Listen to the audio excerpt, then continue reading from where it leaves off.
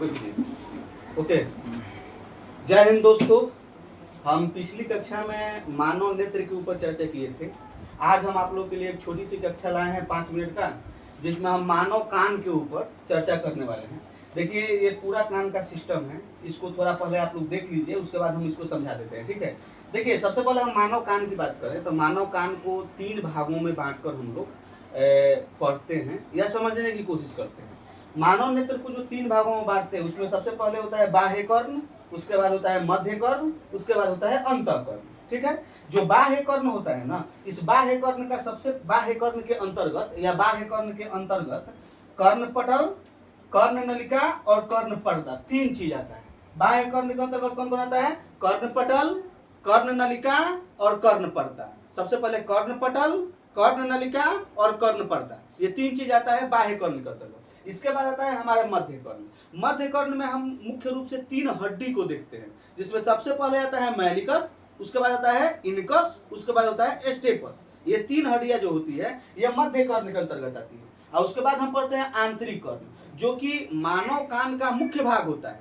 और आंतरिक कर्ण में हम लोग मुख्य रूप से देखते हैं वेस्टिब्यूलर तंत्र के बारे में। और यह वेस्टिब्यूलर तंत्र जो होता है, इसका मुख्य अंग जो होता है उसे कोटि अंग कहा जाता है। इस कोटि अंग को कहीं कहीं पोटी अंग के नाम से भी देता है, तो उसमें कंफ्यूज होने की बात नहीं है, इसे कोटि अंग ही कहा जाता है। ठीक है, अब हम थोड़ा धीरे धीरे एक एक करके इस सबको समझने की कोशिश करेंगे। ठीक है, सबसे पहले ये जो कर्ण पटल और कर्ण नलिका और कर्ण पर्दा है, इसका मुख्य कार्य जो है कि ध्वनि को क्या करना, ध्वनि को केंद्रित करना और सही तरीका से इकट्ठा करके उसे क्या करना, आगे की तरफ भेजना। ठीक है, तो इसका मुख्य काम में यही है कि कर्ण पटल जो होता है ध्वनि को एक्सेप्ट करता है और कर्ण नलिका के माध्यम से उसे कर्ण पर्दा तक पहुंचाता है। अब ये जो कर्ण पर्दा है, इसमें क्या होता है, कंपन होती है।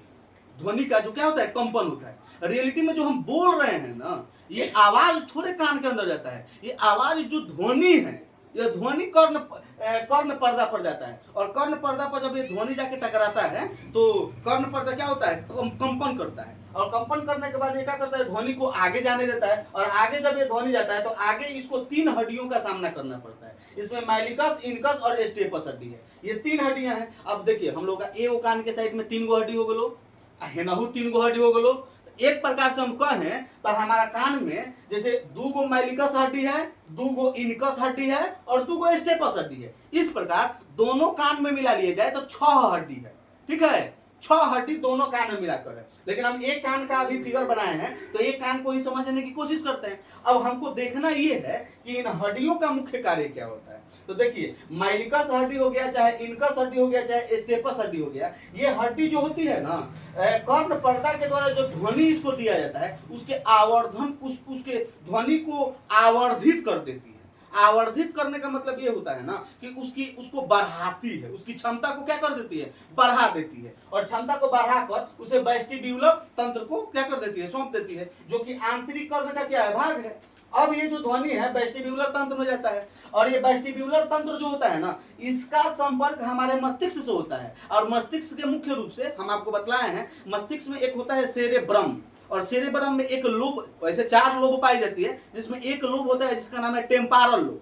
और इस टेम्पारल लोब का कनेक्शन हमारे कान से होता है। तो इस जो टेम्पारल लोब है, यह इसी वेस्टिब्यूलर तंत्र से जुड़ा रहता है। ठीक है, और यह मस्तिष्क में इस संवेदना को भेजता है और उस संवेदना को मस्तिष्क जो है समझने की कोशिश करता है और समझकर हमें बतलाता है कि सामने वाला व्यक्ति आखिर क्या बोल रहा है। इस प्रकार हमें किसी आवाज को सुनकर समझने की क्षमता हमारे अंदर होती है। ठीक है, ये जो वेस्टिब्यूलर तंत्र है, इसका मुख्य अंग जो है उसका नाम क्या है, कोटि अंग है। ठीक है, ये हो गया। तो मेन तौर पर यदि देखा जाए तो कान का सबसे प्रमुख भाग अंतःकर्ण होता है और अंतःकर्ण का कोटि अंग होता है। ठीक है, कहा जाता है कि ये जो वेस्टिब्यूलर तंत्र है ना, इसमें यदि खराबी हो जाती है तो बहरापन आता है। यानी जो आदमी बहिर हो गल नु, समझ जाए कि वेस्टिब्यूलर तंत्र का हो गया, खराब हो गया। ठीक बा, कभी कभी हम लोग क्या करते हैं, ठंडी के दिन होता है, चाहे खांसी आता है, चाहे छींक आता है, तो हम लोग को ऐसा लगता है कि बाप रे बाप कान में टन कर रहा है। रियलिटी ये है ना कि ये टर्न नहीं कर रहा है, ये वेस्टिब्यूलर तंत्र जो है ना, इसमें थोड़ा सा हम कुछ ना कुछ कर रहे हैं, यानी हिल डोल रहा है,